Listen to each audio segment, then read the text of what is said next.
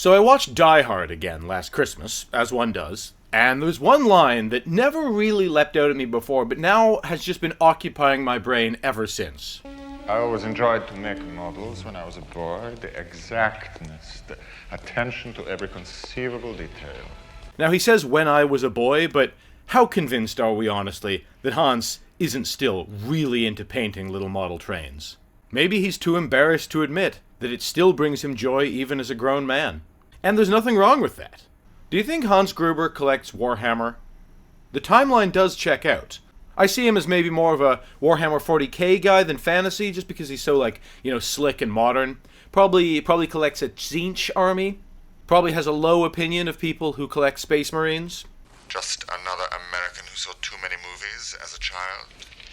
Another orphan of a bankrupt culture who thinks he's John Wayne, Rambo, Marshall Dillon. Do you think Hans ever plays a friendly game of 40k with, say, Theo? Because of all the people in Hans's crew, Theo seems like the one most likely to be into Warhammer. Maybe Tony.